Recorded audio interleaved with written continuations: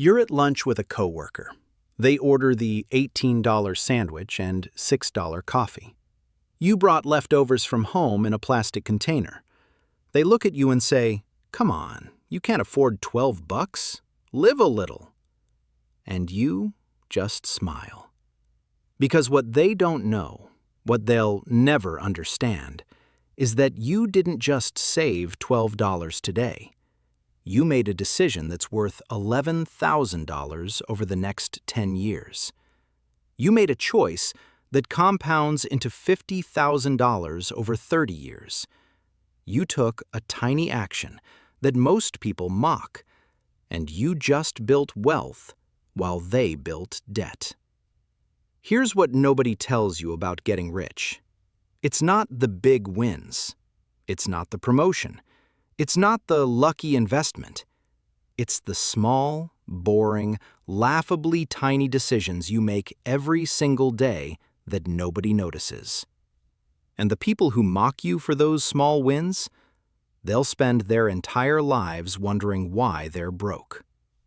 Today, I'm going to show you the actual math behind why small money wins lead to massive wealth.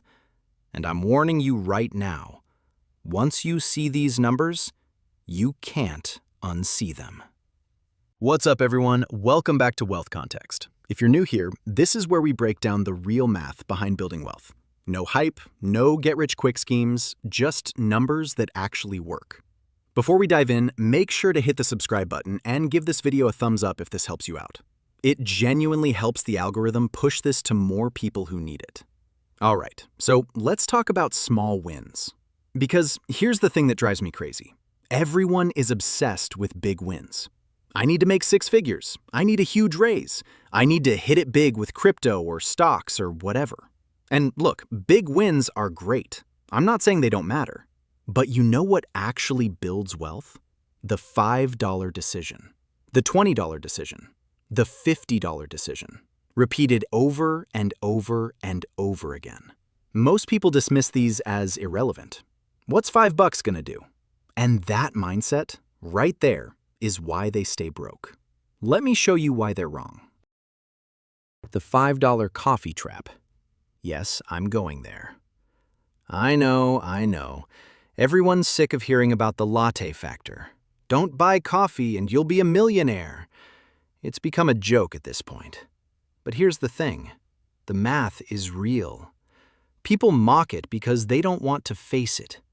So let me show you the actual numbers. Let's say you buy a $5 coffee every workday. That's 5 days a week, 50 weeks a year, giving you 2 weeks off. $5 times 5 days times 50 weeks equals $1,250 per year. Now, most people stop there. Okay, so I save $1,250 a year. Big deal. That's not going to make me rich. And they're right. $1,250 sitting in a savings account isn't life-changing. But here's what they miss. What if you invested that $1,250 every year? At an 8% average annual return, after 10 years, $18,000. After 20 years, $57,000. After 30 years, $141,000. After 40 years, $324,000. You read that right. Skipping a $5 coffee every workday for 40 years becomes $324,000. Now, you might be thinking, okay, but 40 years is a long time. Sure, but those 40 years are passing anyway. You're either ending up with $324,000 or you're ending up with nothing and a caffeine addiction. Your choice. The $12 lunch decision. Let's take another one. Buying lunch at work. The average person spends $12 on lunch. If you bring lunch from home, it costs you maybe $3 in ingredients. So you're saving $9 per lunch. Let's say you do this 3 times a week, 50 weeks a year.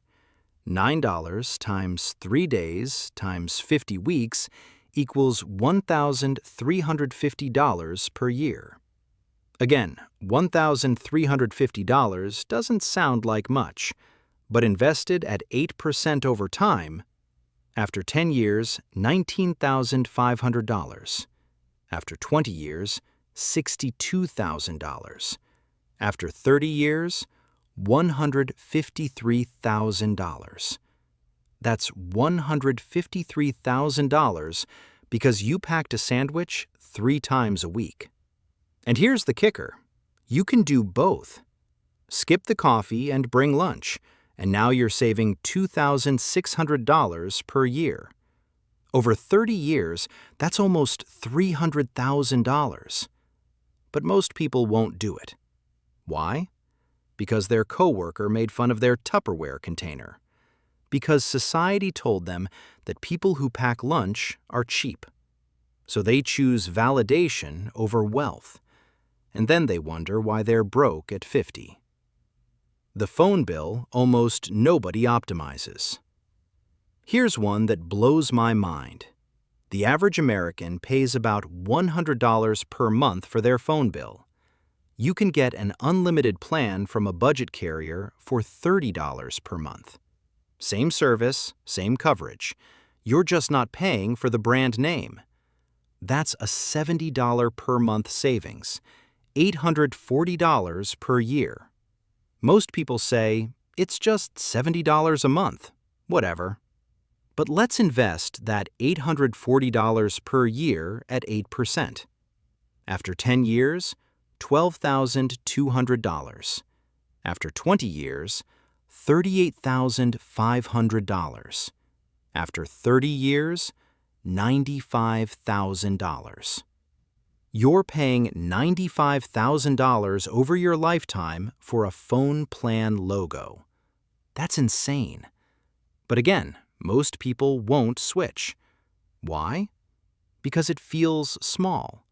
Because $70 a month doesn't feel important. And that's exactly why they stay poor. The real psychology. Why people dismiss small wins. Here's what I've realized after years of studying this. People don't dismiss small wins because the math doesn't work. They dismiss them because of ego. Packing lunch feels cheap. Skipping coffee feels like deprivation. Switching to a budget phone plan feels like you're struggling. So people would rather look successful and be broke than look cheap and be wealthy. And society reinforces this every single day. Your coworker buys the $18 lunch and feels like they're treating themselves. You bring leftovers and feel like you're missing out. But in reality, they just spent their future, and you just bought your freedom. The person driving the $60,000 financed SUV thinks they look successful. The person driving the paid-off $8,000 Honda thinks they look poor. But the Honda driver is building wealth, while the SUV driver is building payments. Small wins feel like losing in the moment, but they're actually the only way to win long-term. The compound effect nobody talks about. Here's where this gets really interesting, because it's not just about the money you save, it's about the habit you build. When you start making small money wins, something shifts in your brain. You start seeing money differently. You start noticing waste everywhere. You realize you're paying for 3 streaming services you never use. You notice you're subscribed to a gym you haven't been to in 6 months.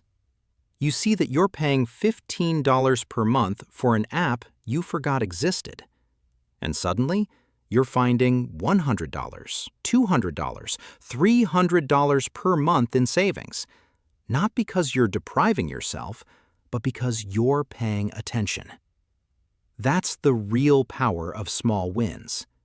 They wake you up. The math that changes everything. Let me show you what happens when you stack small wins. Let's say you skip the daily $5 coffee, save $1,250 per year. Bring lunch 3 times per week. Save $1,350 per year. Switch to a budget phone plan. Save $840 per year. Cancel unused subscriptions. Save $600 per year. Cut cable and use streaming only. Save $1,200 per year. Total annual savings, $5,240. That's $437 per month. Most people would say, okay, that's decent savings, but it's not life-changing. But watch what happens when you invest it. $5,240 per year at 8% average returns. After 10 years, $76,000. After 20 years, $240,000. After 30 years, $595,000. After 40 years, $1,360,000. You just became a millionaire by skipping coffee and packing lunch. Let me say that again. You hit $1.36 million by making tiny decisions that most people mock as irrelevant. And the best part? These aren't sacrifices. You're not giving up anything that actually matters. You're just stopping the bleeding of tiny, mindless expenses. The people who get it versus the people who don't. I can already hear the objections. But I don't want to live like that. I don't want to be cheap. I want to enjoy my life. And here's what I'd say. You're confusing deprivation with intentionality. Buying a $5 coffee because you genuinely love it and it brings you joy? That's fine. That's a choice. Buying a $5 coffee because you're half asleep and there's a Starbucks on the way to work and you didn't think about it? That's not enjoyment. That's autopilot spending. The people who build wealth aren't the ones who never spend money. They're the ones who spend intentionally. They decide what actually matters to them, and they ruthlessly cut everything else. Maybe you love going out to dinner with friends. Great, spend $200 per month on that. But cut the $200 per month you're wasting on subscriptions you don't use. Maybe you love travel. Cool. Save $3,000 for an amazing trip, but stop financing a $50,000 car you don't need. Wealth isn't about deprivation. It's about choice. The momentum effect. Here's the final piece that most people miss. Small wins create momentum. When you save $50 this week, you feel good. So next week, you save $75. Then $100. And suddenly, saving money isn't painful anymore. It's a game. You start looking for ways to optimize. You negotiate your car insurance and save $40 per month. You refinance your mortgage and save $200 per month. You ask for a raise at work and get an extra $300 per month. And now, you're not just saving $5,000 a year. You're saving $15,000, $20,000, and you're investing it all. That's how people go from broke to financially independent in 10 to 15 years. Not with one big win, with 1,000 small wins that compound. The choice in front of you. Look, here's the reality. Most people will watch this video, nod along, and change nothing. They'll go buy their $5 coffee tomorrow. They'll order their $18 lunch. They'll keep paying $100 per month for a phone plan they could get for $30. And in 20 years, they'll wonder why they're still broke, why they can't retire, why they're stressed about money. But a small percentage of people, maybe 5%, maybe less, will actually get this. They'll realize that wealth isn't built with big wins. It's built with small, boring, consistent decisions. And those people will pack their lunch while their coworkers mock them. They'll drive the paid-off Honda while their neighbors finance the BMW. They'll skip the $5 coffee while everyone else complains about being broke. And in 20 years, they'll be financially free while everyone else is still trapped. The question is, which group are you in? If this video changed how you think about small decisions, smash that like button and subscribe to Wealth Context for more real talk about building wealth.